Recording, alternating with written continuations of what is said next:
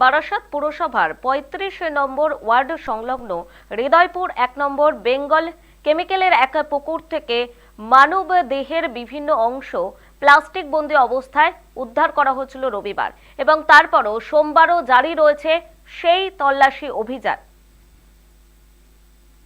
এ বিষয়ে এখনো পর্যন্ত গোটা এলাকা থমথমে রয়েছে। বিষয়ে আরো বিস্তারিত জানবো, আমাদের সঙ্গে টেলিফোন লাইনে রয়েছে আমাদের প্রতিনিধি দীপ সেন। দীপ, যে মানবদেহের বিভিন্ন অংশগুলো পাওয়া গেছে সেগুলো ঠিক কোথা থেকে এসেছে এবং এখনো পর্যন্ত কি পুকুরে তল্লাশি জারি রয়েছে, পুলিশ সূত্রে কি জানতে পারছো? দেখো, বারাসাত পৌরসভার ৩৫ নম্বর ওয়ার্ড হৃদয়পুর ১ নম্বর বেঙ্গল কেমিক্যালস সংলগ্ন যে পুকুর, সেই পুকুর থেকে কিন্তু দেহের বিভিন্ন অংশ রবিবার থেকে উদ্ধার হচ্ছে। প্রথমে এলাকার কিছু লোক কিছু প্লাস্টিক ভাসতে দেখে পুকুরের মধ্যে।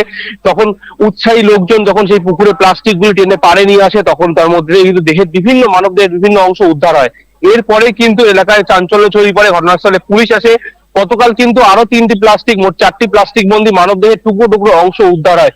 কিন্তু সেই অংশগুলি কিন্তু যখন পুলিশ মর্গে পাঠায়, সেই মর্গ কর্তৃপক্ষ কিন্তু জানায় যে পুরো অংশ কিন্তু এখনো পাওয়া যায়নি, দেহের বিভিন্ন অংশ এখনো বাকি রয়েছে, যেগুলো তল্লাশি চালাচ্ছে। আজকে সকাল থেকে ফের আসে বারাসাত থানার পুলিশ, ডুবুরি নামায় পুকুরে এবং জাল টেনে দেখছে যে কোনো অংশ এখনো পুকুরের মধ্যে রয়েছে কিনা।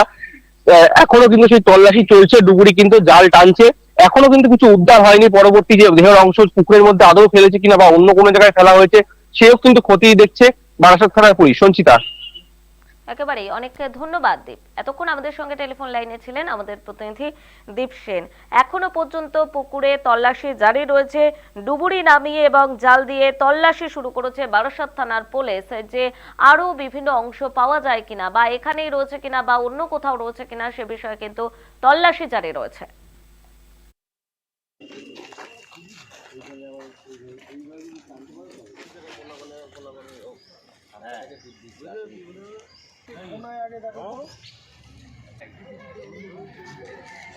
কথা বলে নি স্যারের সাথে কি করি না বাড়িতে আছি।